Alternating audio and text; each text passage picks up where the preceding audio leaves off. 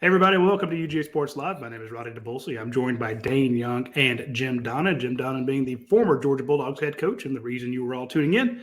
We appreciate him being on the show with us every week. It means the world to us, and it means a lot to us that you are watching. And if you're watching this, please share it with your friends.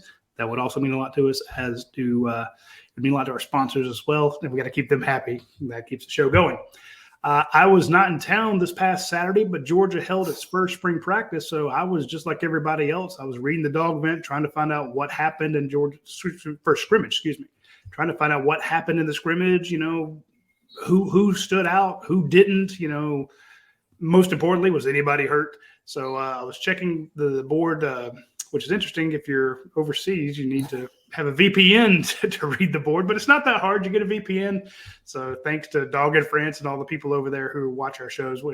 I know you have to go an extra step, but there was a lot of good stuff that came out of the practice or out of the scrimmage. And I know Coach rolls his eyes because we make way too much out of scrimmages, and he understands it's an evaluative tool. We look at it as, where are these guys in this race?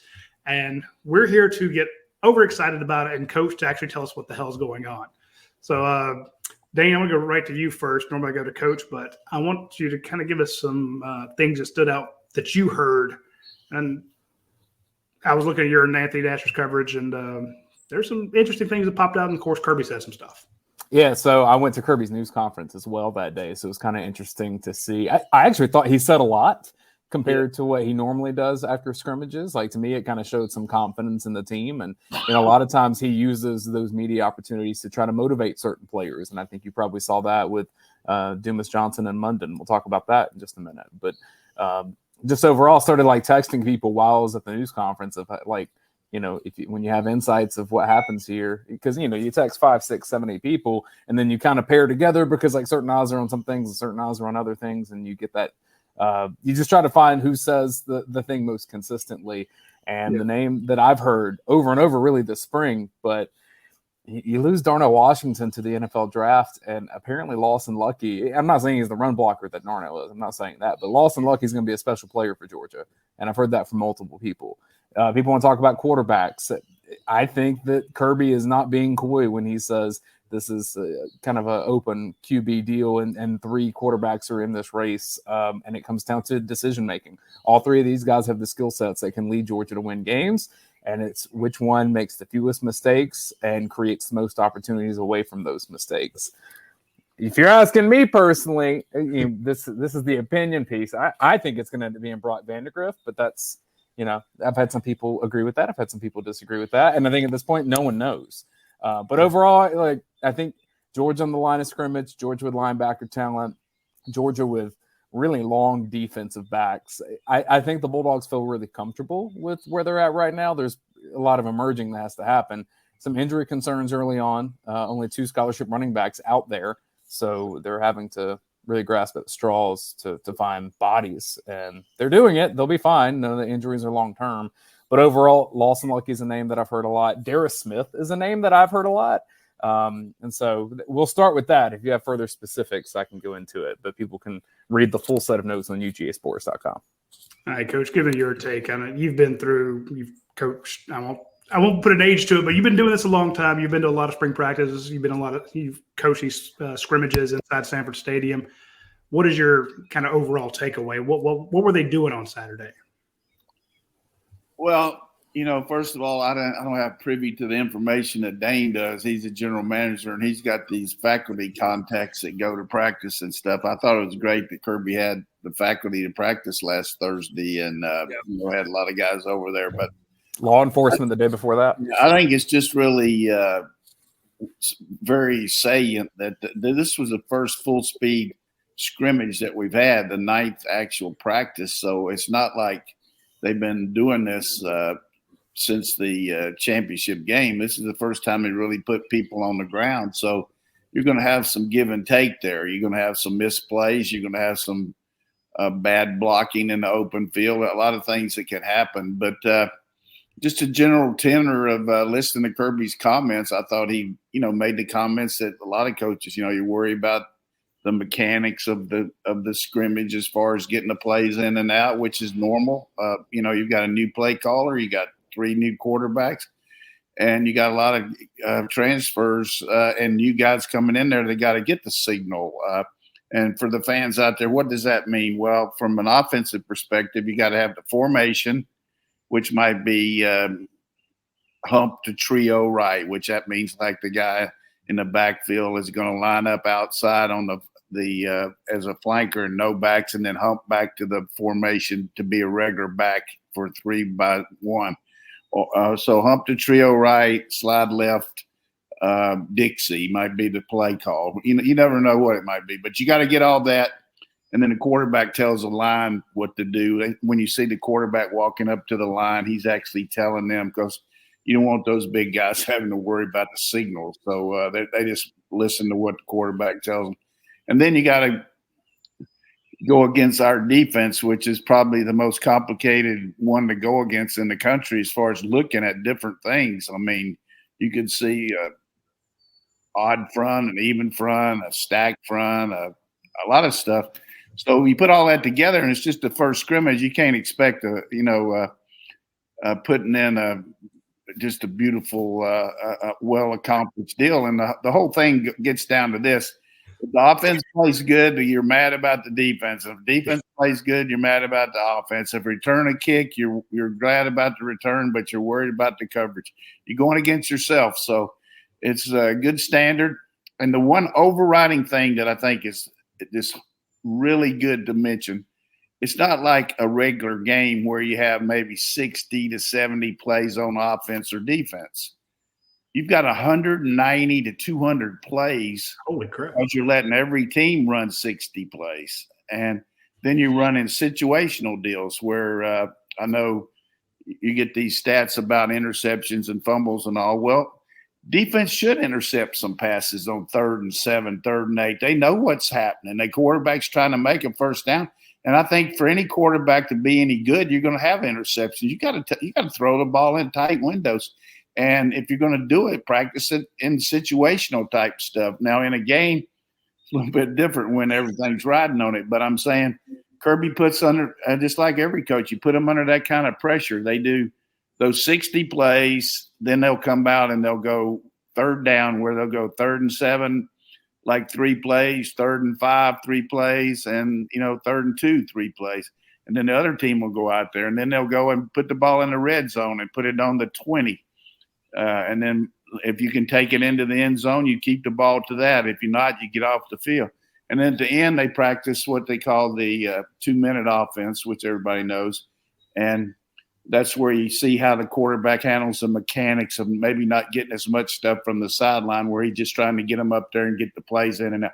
And it's going to be a really interesting scenario this year from the standpoint if you don't have that added advantage of the clock stopping when you make a first down. You can always count on that. The clock stopping until they get the change. That's not going to happen. So you're going to have to be a little more frantic.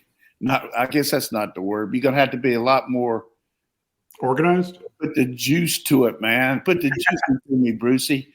Pump a gallon in me, Alan. Whatever it takes. Get it going and get it going there. And so I think the situational stuff is one thing that I always harped on. And I think Kirby does a tremendous job of that, because what won for you in critical situations last year. And what almost got you beat. So you got to work on that, and you can cross-check that with your players. Look, if we'd have done this last year instead of this, we wouldn't have been in that compromising situation. But because we did this, we were able to take advantage of it. So that's the way you prepare your team. So I don't get too caught up in too much of I think these reports are great and all that about what happens, but I think what you're trying to do is prepare your team for the game type situations that they're going to see. And maybe they didn't cut them loose quite as much last week since it was the first scrimmage as they will this next one. And then the third one on G-Day will be like Borden ice cream, pure vanilla. It'll be vanilla. So that's a pretty good capsule of it. The other thing, Roddy, I wanted to mention, and you've seen this each of the last 2 years, but the versatility that certain players can develop, that happens in the spring. So when you see a Jamari Sawyer move positions around, it's not like someday in the fall he just learned a position out of nowhere. Like, this is where that stuff takes place. And in terms of that flexibility and versatility, there's two players that I'm looking at that if the wrong things happen injury-wise, they are probably heroes of this team, and you can see the path for it already. Javon Bullard with his cross-training, Xavier Truss. I don't think nearly enough people talk about Xavier Truss because if things go poorly with tackle, it's not a very deep position for Georgia. Truss has experience there, and Georgia may need him for that. Yeah, that's a good point. And Blasky, too. He can play center, guard, tackle. And Wilson can play center and guard. A lot of good cross-training there by Coach Searles. And you mentioned about Lawson Lucky. I mean, I talked about him during the off season when we talked about guys that were getting their attention the way they did the mat drills and the conditioning and, just a limited amount of stuff that they can do before practice starts. This guy is a really different type of athlete from the standpoint, not as big, wide as Darnell or tall or maybe a little bit bigger than Brock, maybe not quite as fast, but he can motor. From what I understand, he went 70 yards against the number one defense on a touchdown pass the other day, caught it for about 20 and ran for 50, and that's hard to do. He's I'm a little biased because I coach his dad and his dad's brother, but I'm not biased in this. I'll just go out on a limb. He's as close to a can't miss guy as we've got here from the freshman group in there. This guy is the real freaking deal. I'm glad you said that, Coach. And we've got a lot of questions, and there's one question about Brock Bowers. We'll get to those after. He is the real freaking deal, Brock Bowers. The one note that I got when I was out of town from somebody who I trust implicitly when it comes to Georgia news and insider information, the only person he talked about in that whole scrimmage was Lawson Lucky. He says he's the next Brock Bowers. And I'm like, I had to pick my jaw up off the floor. I'm like, well, and this person is not prone to hyperbole, but that's how much this person has been impressed by Lawson Lucky. I think it's asking a little bit to say he's Brock Bowers. Yeah, I know, but it's just to put him in the same sentence, Coach, is a big deal. It's just the skill set that Brock has is just so different, being a fast tight end that can play wide receiver and a wide receiver that's tight enough to block and the inside as a tight end. This guy can do all that too. He can move around and all. And of course, I don't want to shortchange Delp. I really thought Delp had a great year last year, learned a lot, and he's gonna be very much in the mix too. I really like Delp, and it just gives you so much more versatility from your formational calls. Where if you look at the success that, for example, that in 2019 when LSU won the national championship, one of their real good credos where they were able to not substitute, and with the Clyde Edwards, whatever his last name, they were able to run him out and be a wide receiver and not substitute, and people couldn't put their defense in there, So I think that's what happened with us last year with Bowers and Washington. Both of them can move out and flex, and you can run some of the formations you'd run with three wide receivers. And everybody's saying, well, we won't be able to do as much two tight end as last year. That was what the preliminary deal was. I would say we can do it if we want to, but all of a sudden we got two transfers in here that he didn't bring in here to sit over there and pass out Gatorade on the sideline as wide receiver, or Powerade, excuse me. That's Powerade at George Coke product place. So love it. I'm fired up about Lovin and Ra. They're going to help us, and of course, here's the thing that I wanted to point out in today's show early is when you bring in new guys, you want them to be able to play. That's for sure, but it kind of puts a little burden on the other guys that are here to say, hey, I'm not going to just give you this job. I mean, I put in a lot of work here, and I know what I can do.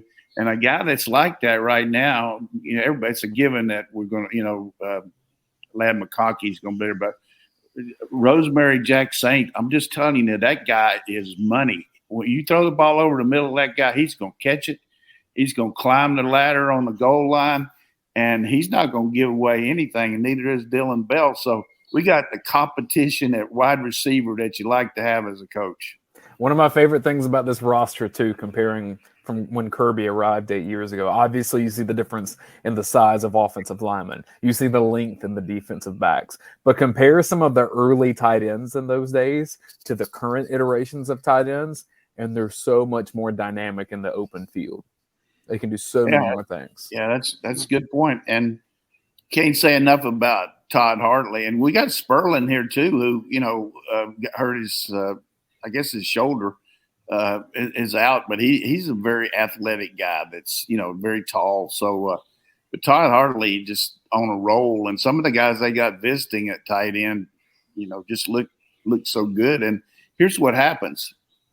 Everybody said running back blah, blah, blah. And then all of a sudden you got the reigning Mackey Award winner. You got a tight ends going in the first round. You got a guy that's playing a lot of tight end for the Chargers and that kid that transferred here from Miami that Cager. Yeah, you just got not Charlie Warner. You got Cager. Charlie Warner.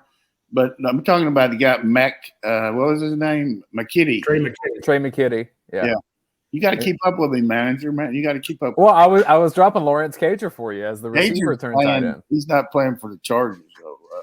But the point is, we got good little deal going there that when a guy comes in there, you can show him the tape. Look, who gets the ball to you like we do, and which fans in the country get pissed because the tight end's not getting the ball as much as he think he should. Right? That would be me. But I thought you brought up a good point about talking about Marcus Rosemary Jack Saint. I remember how high we were on him going in that Florida game where he broke his ankle, making a touchdown catch.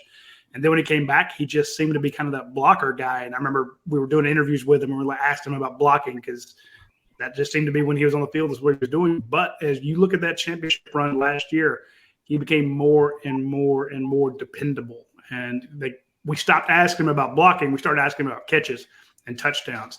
And he's a big boy. And then Dylan Bell's a big kid, too. That catch he made against Tennessee, I mean, you just don't make those on the goal line unless you got talent. So I know we always talk about the quarterbacks and how they fared and all that stuff, but I think Kirby Smart made a good point in one of his comments about, we're going to have a good quarterback because we got the pieces around him. We've talked about the tight ends. You mentioned the wide receivers. Now we got the offensive line. Running back's a little bit thin, but you've got some big bruisers back there. So I thought Kirby made some other clips that we should touch on. You want to bring one of those up, Dane? Yeah, let's go. Let's start with the quarterback battle. Before you bring that up, I just want to say this. It's kind of a blessing in disguise sometimes when the backs aren't as healthy, and the fact that you get a lot of pileups when you run those inside runs and you get guys hurt, in the scrimmage because everybody's wanting to gang tackle and pile. But when you run the ball very sparingly and throw a lot more, it's just easier to avoid injury. And I think that's kind of a good deal there for us. A place where there aren't injuries, quarterback, because they don't get hit. Here's what Kirby Smart had to say about the current quarterback battle. Carson has really good command of the offense. He understands it inside and out. He communicates it. He gets things correct. He had a couple poor decisions and choices today. But he also made some plays. He made some really good throws. He's got really good presence in the pocket to move around. Brock made some plays.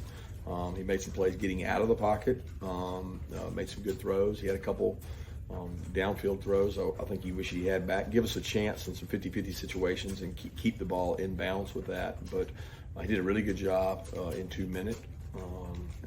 Then Gunner made some plays. Gunner made some plays with his feet. He's still like the administration of the offense of getting everybody lined up, getting going, getting the call in, which is not all on him, but he's growing. He's growing. Administration of the offense, Coach. That's what you talk about. Well, you got a head coach that's got a master's degree from University of Georgia, and his mother was a high school teacher, so he's got good command of the English language. But the administration of the offense is something we talked about on the get-go here, getting to play and all that. But you don't want to take away from the quarterback like Gunner because some of these other guys don't know what to do. You gotta get them where they know what to do. But once you get more established, then you can help everybody else. You know what I mean? These other two guys have been around here, and they can get them line to do that. As far as you don't want a guy on the formation, and the quarterback doesn't know that. You know, he's got to understand that part of it. But a couple points that I would make here is for our fans. Number one, everybody talks about the mobility of Vandergriff and the arm strength of Beck. I want to give both of them a little kudos here. I think Beck is probably a little more athletic than people realize, and he can move around okay in the pocket, good and a lot better than, say, JT Daniels. And Vandergriff, even though he's talked about just because he's good, he has got a huge arm now. He's got, you know, I used to say this guy's army. Well, I got a brother named Machine Gun. My name's Tommy Gun. So, you know, you got a really good arm, man. He's got a Tommy gun. I mean, he can hum it. So Beck can move. Vandergriff got the arm. So there's not that much difference where one's got the edge on one or the other, and both got really good size. So we're in a good situation there. And then, of course, Gunner, I had to be watching both Brock and Gunn in high school, and even went to a game with Radi. They did. We took Coach Donnan to see Gunner Stockton over in Jefferson when they played Jefferson, and it was he didn't have quite the night that he had when I'd go see him in Raven when he scored 7, 8, 9 touchdowns in a game that was just off the charts. But yeah, that's a kid's real big pickup. I mean, when it comes to the offense, he did. We heard great things about how he did, you know, as the scout team quarterback, picking up the different styles of offense, picking up, you know, the iterations. I know he won a lot of fans and admirers going into the national championship game when he said, "Coach, let the you know, you can take off my protective black jersey and let me run and let the defense try to tackle me, and I'll pretend to be Max Duggan, Duggan, however it is." And I thought, you know, that toughness, we've seen that toughness, and a lot of people are kind of writing him out of this competition mainly because, you know, all we hear about is the other two. But he, you know, Carson Beck's been here 3 years. You know, it's Brock's been here 2. He's only been here 1. He is a little bit behind the 8 ball, but I think Coach made a good point that, you know, he's got the same tools. He just may not have been there. And Kirby Smart was giving him credit, saying, "Look, you know, he's administrating the offense really well." So to me, though, I think, Dane, we can say this is a 2-man race. Maybe I'm saying that because this afternoon, if you stick around for UGA Sports this evening about 6:30, Kirby Smart is getting us. You know, we're going to be able to talk to Carson Beck. We're going to be able to talk to Brock Vandegrift. We normally don't get to talk to guys like that. So I don't say it's the first time we've been able to speak to guys in a quarterback race, but it's not very often that we get to. I mean, I can tell you in 2020 that you didn't talk to Stetson Bennett until he played. So It doesn't mean everything. I'm not saying everything, but it's just a situation where I agree with you. Like, I think your point's valid. I'm just saying I've covered too much stuff. Like, you could tell me that someone's not even on the roster yet will find their way to be quarterback, and I'd be like, well, I've seen it before. Yeah. Like, well, that's happens. So you get having those two guys meet with the press today. If one were ahead of the other by leaps and bounds, you probably would only get the one, but we're getting them both. So I think that's an indication that, hey, they both get to tell their story. And I don't think that Kirby settled on one as a diehard yet. So anyway, hey, we need to mention some of our friends here real quick. And I want to talk about Academia Brewing Company. There's a lot of fun stuff going on in Academia Brewing Company right now. This Saturday, they're going to have, it's going to be this Sunday, they're going to have the brunch egg hunts and egg decorating. They're going to have a bunch of egg hunts. They start at 11. Doors open at 10. There's a bunch of new spring cocktails. You need to try those out. They have their chicken and waffles or a lox bagel. That's new. So a lot of fun stuff going over there for Easter at Academia Brewing Company. This Thursday, they're having the Atlanta Poker Club. So come by at 7 o'clock. That's when the cars start flying. It's a special event. They're also going to have a bike night. So you can swing by there. And if you're big into riding motorcycles, they also have axe throwing with lumberjacks. So it's axe throwing halls and apparel. Cycle World helps them with the bike night. My point is there's a ton of events that go on at Academia Brewing Company. These are the folks that have great beers. I had some good beer when I was last week. I will say I will put up Academia against any of them. So Academia, they make great beer, they have great food, and they have great events. So check them out when you get a chance. I also want to mention our friends at Europie. I tell people it's Tuesday, so jump on the Europie train, order your salads, your sandwiches, your pizzas, your gelato, everything on the Europie app. Get double points, and they will send you free stuff, absolutely. But the cool thing is you also, if they know you're active on the app, they'll send you deals. Like I got one the other day, one of their giant pizzas, 14-inch cheese pizza, $10. Can't beat that. It's going to be the best pizza you've ever had, huge, for $10. And it comes to the app, says, hey, here's a deal for you. So be sure to hit up our friends at Europie when you get the chance. So you have your quarterback battle. We don't know who the quarterback's going to be. You have a battle at left tackle. We don't know who the left tackle is going to be. That's usually but that's problematic for most football teams. But Kirby Smart sounds pretty pleased with the race between Ernest Green and Austin Blaskey. Here he is talking about both of them first, about Blaskey. Oh, he's a competitor. I don't know that there's anybody on the offensive line that practices as hard and as physical as he does day in and day out. And he doubles as a center too. He goes in and plays center as well. So he's really intelligent. He's worked really hard. He's really good on our loose plays. He can cover down. He's athletic. He does a good job. Ernest is doing a really phenomenal job as well. Ernest gives us something we didn't have in the last couple of years, in the run game. All right, Coach, when I heard Kirby say that, I knew I had to ask you, what does Ernest Green do in the run game that Georgia hasn't had? Because my untrained eye, I look at Georgia's tackles the last couple of years and thought they've done pretty well in the run game.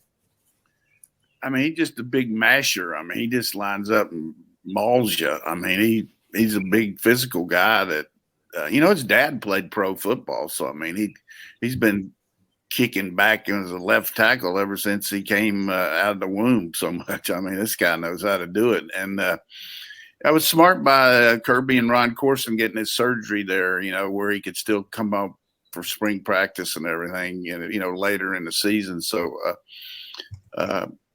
occasionally I'll be over there to get some treatment. I'll run into some players, and this guy has the attention of a lot of our players. When you ask them about, who's some guys, just kind of just chit chat, and I don't try to ask him too much, but Ernest Green's name gets brought up. And, the thing about Blaskey that I like, Kirby was talking about, kind of like Erickson. Erickson could play guard and center, and a great team guy. And, Blaskey will be a guy they use on the punt team because he's so smart. There's a guy back there on the wedge that they have back there. You had Jamari Salyer back there making the calls, where the overload was and all. And they got Blaskey.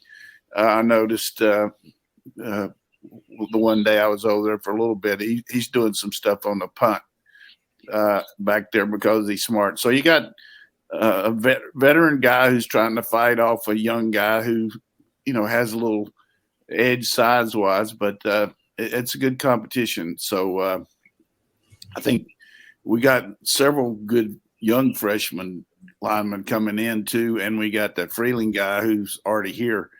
But don't sleep on Micah Morris or Jared Wilson, the kid from North Carolina, good-looking kid that can move around.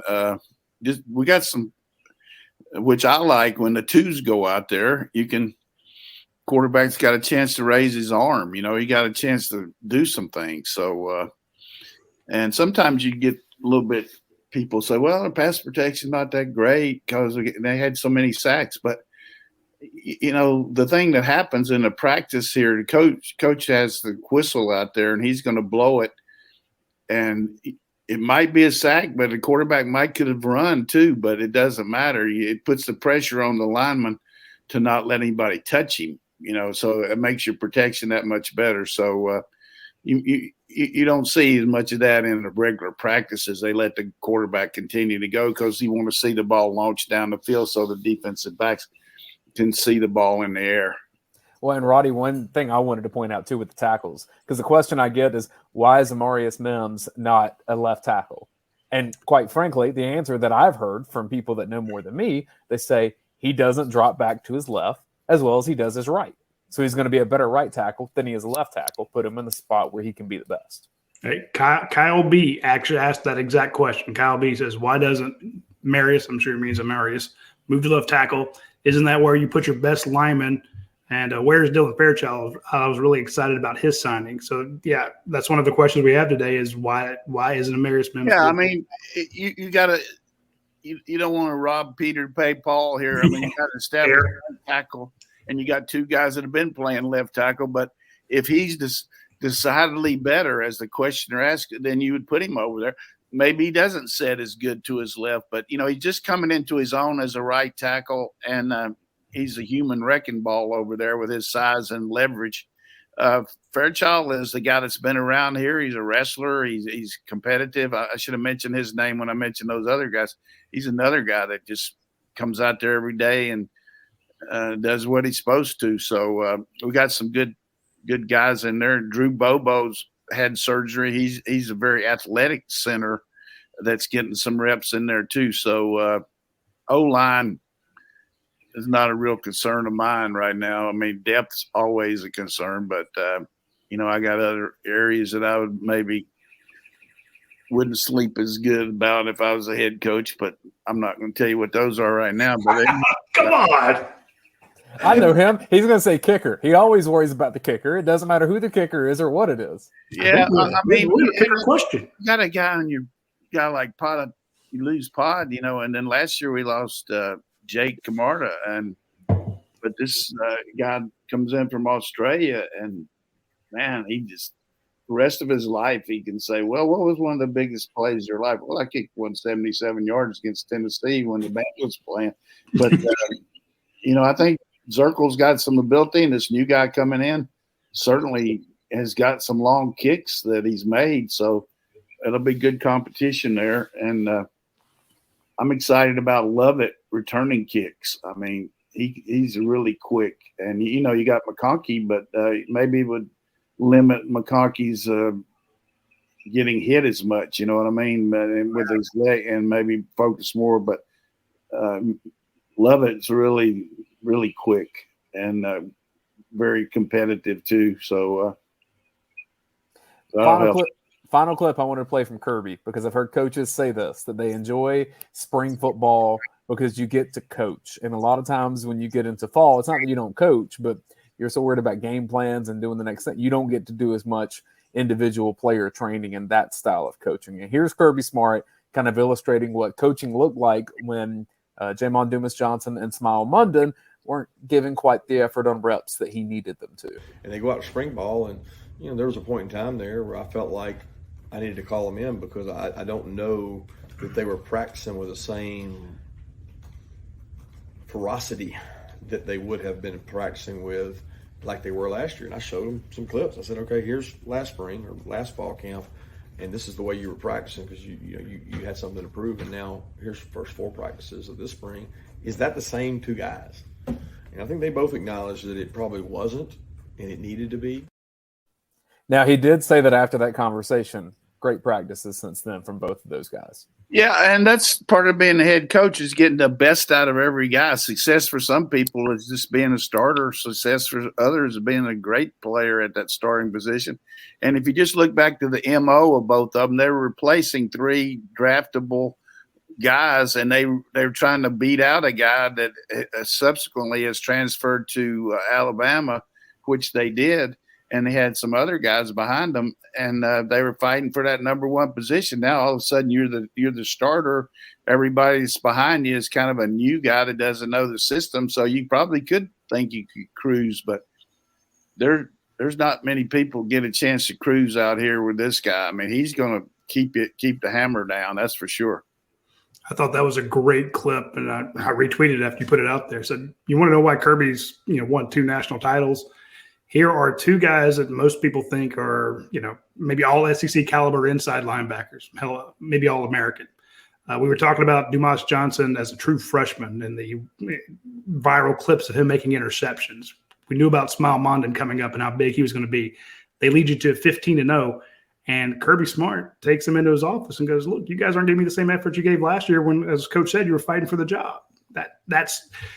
I hate coach speak. Love you, Coach, but I hate what sounds like a cliche. But I'll give Kirby Smart credit when he says the standard is the standard. Well, he holds 2 of his team leaders to the standard that, he worked them up. He made them admit that they weren't giving the effort that he thought they could.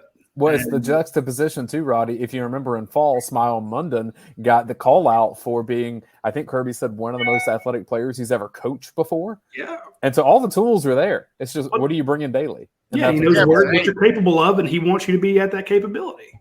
But don't forget, in the fall, he'll do it too. Keely Ringo before Tennessee.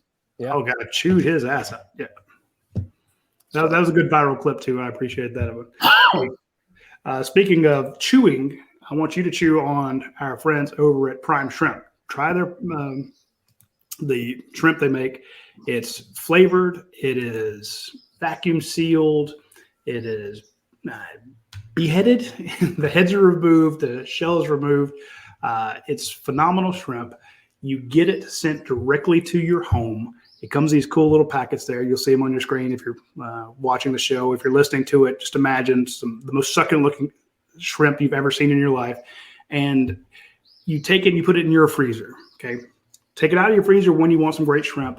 Drop it into a boiling pot of water, anywhere 4, 6, 8 minutes. It'll tell you on the box, depending on the flavor you get and what you're doing. And then let it cool, cut open the bag, and it'll be the best damn shrimp you've ever had in your life. Use promo code UGASports to get 20% off your first order. You're going to love the Louisiana boiled Cajun shrimp, the New Orleans style barbecue, the French Quarter Alfredo. This is a New Orleans company. They make the gear that processes seafood. They sell these giant machines and such to other companies that do the same thing. But they do have this nice retail outlet here where you can try all of this fantastic shrimp. And they're from New Orleans. They know the shrimp better be good or it will, people won't like it. So they keep a high standard. Check them out. I'm sure you'll like it. Also want to mention our friends at Athens Ford. They've been a huge sponsor of our show for a long time. We told you about how the numbers are climbing on their inventory. They're now over 400 cars. Remember the doldrums of COVID, they were down to like 150, something like, which is still way more than anybody else had, but they're it's spring, you might be looking for a new ride. Their level of inventory is unmatched. So check out our friends at Athens Ford. You'll be very glad you did. They take good care of us, and we know they'll take good care of you, and we hope that you will take good care of them when you get the chance. I just like the maintenance department they have over there because, like, my strategy on vehicles is I just don't buy them frequently because I'd rather fix what I have, just money-wise. That just makes more sense to me. And man, not only like you can do work over there, you can get a great service done in your car, and it's done quickly. So that's what I like about it. Man, they got mine running good, and I've tossed the UGASports staff into my Explorer and driven. I put miles on it. And that thing still feels like the day I bought it. So I appreciate it. Let's get to some questions for Coach Donnan here. We're going to wrap here right at 1 o'clock. The first one, Coach, I don't have context for this, so you're going to have to lead me here. This is from PA Dog. What was Coach Donnan's favorite memory of coaching Michael Payton at Marshall University? Well, Michael Payton, rest in peace, passed away about 3 years ago. He got in the College Football Hall of Fame before he did it. He was an outstanding quarterback for me. I guess the win over Youngstown State for the national championship, just good clutch performance by Michael and good player for me. Let's go to DB Dog 7. Which former dog does Coach Donnan see finishing the highest this week at the Masters? You hear the birds chirping behind me. I'm not that far from Augusta. I don't know. I tell you, it's wide open. All this stuff about these live players playing, and of course, we got Bubba Watson on that tour now. But Kirk's been playing good. I hope it. And Kids always plays good because it's close to his hometown. Just the way Scotty Scheffler's playing, though, it's gonna be hard for anybody to beat him. From Hydrant Chaser, who wins in a 40-yard dash, Jim Donnan or Radi Nabulsi? No, coach will smoke my ass. This guy plays tennis every day. No, I'm not real quick anymore, but I'm not slow. That's the best catch we've ever had. He'd probably beat me in a weightlifting contest, but I might be able to get him on a race. But he'd give you the race, no question. All right. Let's see. Dog KC says, I get the impression Oscar Delp is doing really, really well, but is Lawson Lucky George's second best tight end by midseason? I don't know that you can make that comparison yet because you don't know what the philosophy is going to be. Because with the influx of new receivers, we might have a tendency to run 3 wides more than we do 2 tights. So Lucky's behind the 8 ball a little bit on just hadn't practiced near as much as Oscar has. But they're both very talented, and we'll see among the special teams and all the things they can do, they'll both get enormous amount of playing time. He also asked Dog KC, hypothetically, if Georgia had 2 running backs go down during the regular season, is Dylan Bell the kind of guy that could be a hybrid receiver running back, just having that option at times? I'm wondering if there's someone on the team that, if someone didn't assume was a passing down, could be thrown in there as a good 3rd down running back. I think it'd be harder for him to do it than, say, a Bowers, because Bowers is involved in a protection as a tight end where, he's lined up as a right outside the tackle and sometime in the backfield. And so he might have the second guy coming off the edge. He already understands the nuances of pass protection, and he's used to carrying the ball a lot. And with these, even though he doesn't do it in the games much, but he does run the jet sweep and things like that and reverses. So, and at one point last year when we did have a couple injuries, I know Coach McGee and Coach Hartley and Coach Munkin and Coach Smart had him back there, just kind of an insurance situation. So I would think Brock would be the first guy they'd use in that. But Bell certainly has the makeup physically. I mean, we've talked about it when typecasting, we're saying he's like a wide receiver out there with his size. But the guy's got explosive power going up for the ball, though. He can go up and with really strong hands, and he's tremendous on the fade and the back shoulder. I mean, he's a weapon. Are we to assume that Bear Alexander will get the goal line carries as the defensive lineman that we've seen the last years of Jordan Davis and Jalen Carter? They put Bear in there last year. I don't know who the extra guy would be. Certainly he's got that ability. Stackhouse, ran the 100 in high school. He's got quickness too, but I don't know how much we'll use that. But that's a good question. And they flexed out Blasky as the extra tight end in that scenario too. So then what happens if he's on the line? Is someone else down the roster getting that spot? They put Blasky at fullback. He can do everything else. Might as well toss him in there. you just like those wrestler guys. Like you're going to have Fairchild in there. I want to see Dylan Fairchild and Austin Blasky go for the heavyweight title at Georgia. That's your G-Day post-game celebration right there. How about Snoop Dogg jumping in the ring and throwing a fake punch at that guy at that World Wrestling thing? That was unbelievable. When I was in college, I used to work over at the wrestling, pick up a little money, and it was a lot of fun. But just listen to those guys talk about who was going to win and everything there in the locker room was kind of funny. But, I stopped watching when Jerry Lawler was out. I take that back. Remember Gorgeous George? Gorgeous George, baby, absolutely. Gorgeous George, man, he was down there. My grandmother used to call me Rowdy Roddy for Rowdy Roddy Piper. He needs some bagpipes. So she started calling me Rowdy. And I'm like, you don't even watch wrestling. You haven't watched since Gorgeous George was out there, lady. But she's a lot. It cracked me up. Question from Billy Zane. He says, Kirby Smart's proven that if you play defense at Georgia, you don't have to fill up the stat sheet with 15 sacks, 8 interceptions to be a first-round pick. Do you think that can or will translate to offense? Will we see unicorns like Darnell Washington get drafted without the big offensive numbers, even though a guy like Bowers will have big offensive numbers? Long-winded question to say, I'm wondering if NFL teams will value Georgia's offensive skill guys more, maybe the way that they have defensive players. It's a good question. I don't know that they would look at as much the philosophy of a team as the characteristics of the player.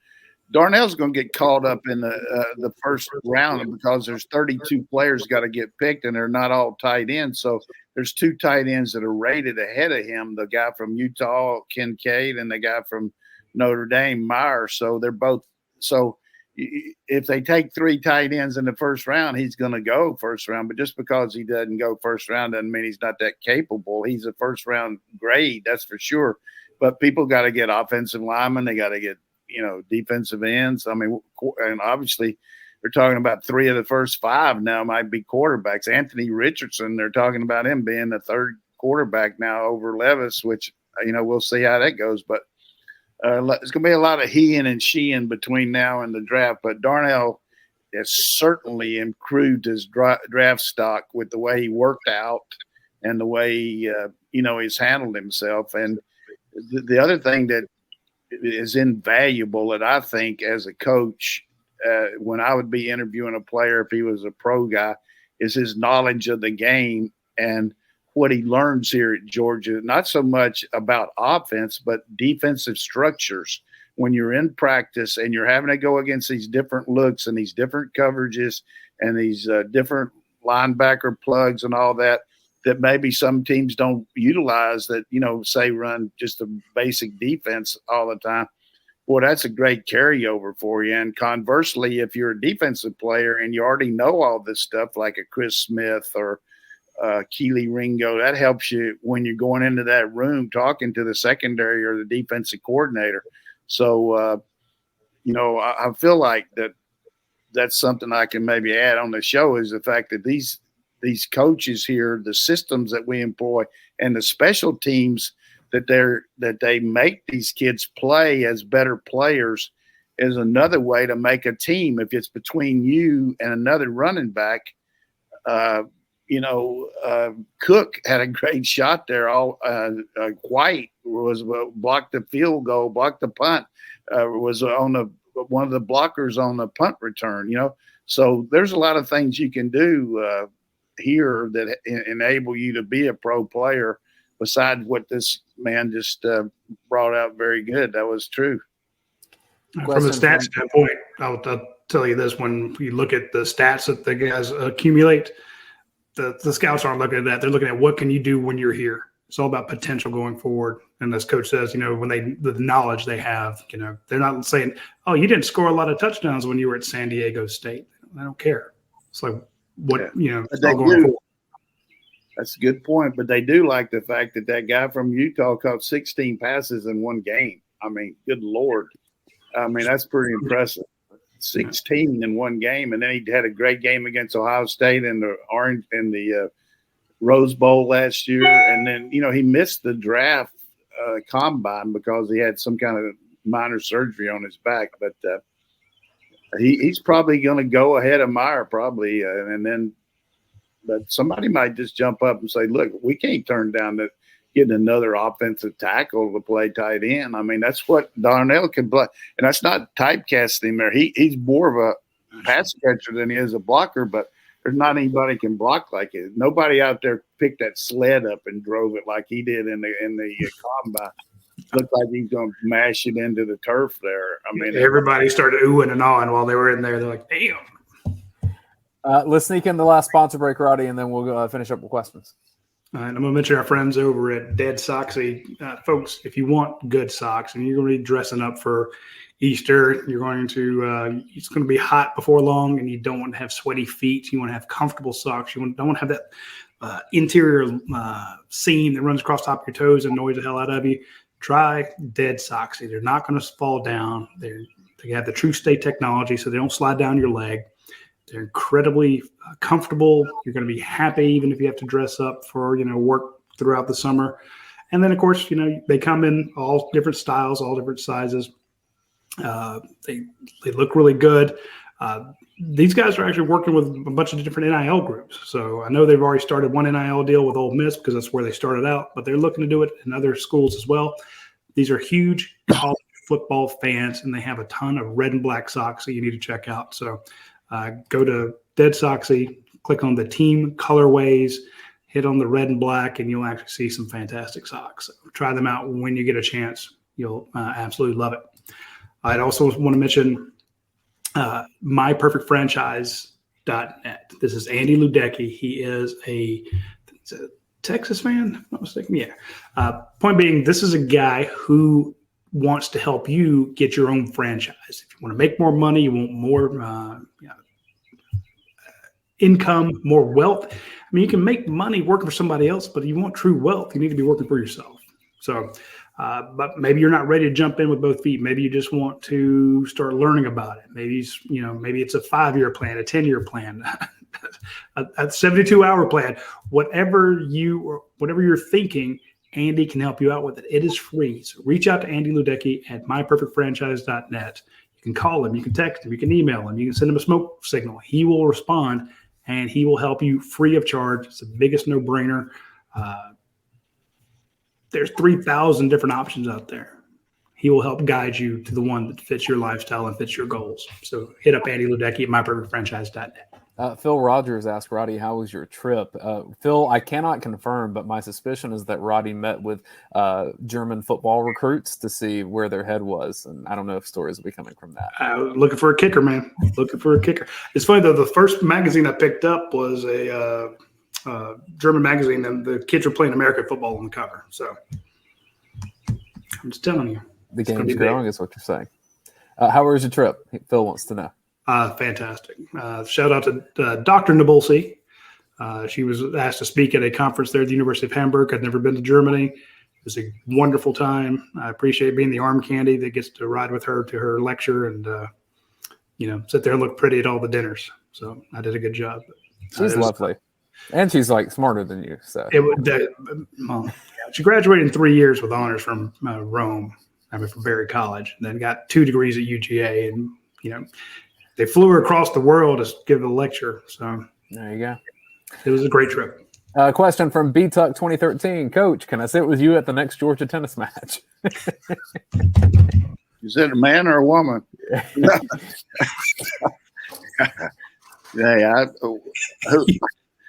What did he say? Just wants to know if they can sit with you at the tennis match. If you see Coach at a tennis match, say hello, but then probably move along and don't talk to me. I'm too caught up in that stuff. I'm glad to. Hey, that's good. Sit with me, but don't bug me. No, I don't mean that. I'd be glad to talk to you, but I come across the wrong way. I'm intent watching the match, though. Hey, how about those Dogs? Though we're 8-0. The best anybody beside us has lost 2. We got a tough weekend going to South Carolina and then also to Florida, but we've already beaten South Carolina in an indoor match, so gonna be interesting. But we're kind of sitting on the precipice of winning the regular season, so and we're really starting to peak too. We've got some really good young players, and our older players are playing good, and then we've got one of the top recruiting classes in the country coming in too. So tennis looks good. Women's tennis is right there too. Both of them ranked in the top 7 in the country. All right. EB1 says, Coach, do you have a sleeper offensively and defensively for the incoming freshman 2023 class? Yeah, there's no doubt about Lawson Lucky is I guess you can't call him a sleeper now, but he's a guy that gets my attention pretty quick. And then on defense, I think Raylan Wilson, number 5. Neither one of these guys are sleepers. They're just players, but they're guys that certainly, after you watch this show, you can go over to Dairy Queen and get you a chocolate milkshake. Night Dog says, will Zirkle put the clamps on the kicker job, or will Peyton Woodring have a shot? He says field goal kicker, kickoff specialist, and also potential holder, ?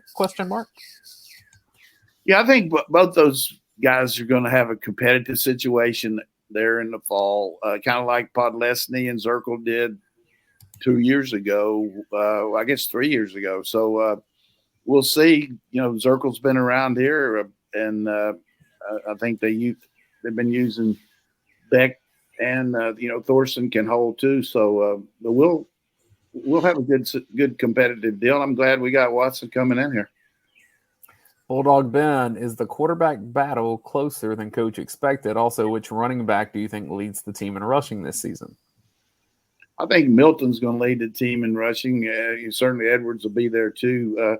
You expect a good quarterback battle when you don't have a starter coming back. I mean, if you got any kind of program, you're going to have good players waiting in the wings, and it's a better situation when a guy has to win the job like that instead of if he just steps in with nobody behind him. So whoever the quarterback's going to be is going to have a tremendous supporting cast, and they will have earned it based on their play, not potential based on performance. 2 more questions and we're wrapping. Savannah Doggett says, even though he won't arrive until the summer, do you think Troy Bowles will play this year? Yeah, I think he'll play, maybe not a lot at linebacker, but certainly special teams. He's a very gifted player and certainly smart. Comes from a really good high school. And of course, his dad, pro coach, he knows football. He'll play. Final question. How does Coach Donnan compare Brock Bowers and Keith Jackson? Keith Jackson was the best player I ever coached outside of Georgia. Champ Bailey was the best player I ever coached anywhere. I think Brock's certainly in that category. I haven't seen Brock play the cello, which Keith could do, which, you don't find many guys his size, or I haven't seen Brock dunk a basketball, play basketball like Keith. Very proud of Keith. He's got that nonprofit organization there in Little Rock where he helps underprivileged kids, and they've raised millions of dollars. And he's done a lot for the state of Arkansas, and just a tremendous contributor to mankind. And then Brock will do the same thing to special players and special people. Absolutely. Coach, we know you need to go. We appreciate it. Can't tell you how much. Yeah. Hey, the only reason I'm going is I'm trying to help the dogs today. That's my yeah, I know. Hopefully we'll have some good news from you here for next week's show. I'm trying to help the dogs. All right. We'll see you there, Ed. We appreciate everybody tuning in. I want to say one last thing here. Our thoughts and prayers go to the families of Dave Van Hallinger, who passed away. He was Georgia's Hall of Fame strength coach. This was a guy who was very kind to me when I was a young reporter on the beat. Always very friendly. You could always rely on him to have a big smile. And I can tell you when he passed away, that made a lot of people very sad. There will be a lot of former Georgia players that go to his celebration of life because he meant a lot to the Georgia program. He did wonders while he was at UGA. Very well. Never met anybody that had a bad word to say about Dave Van Hallinger. So we give our prayers to his family.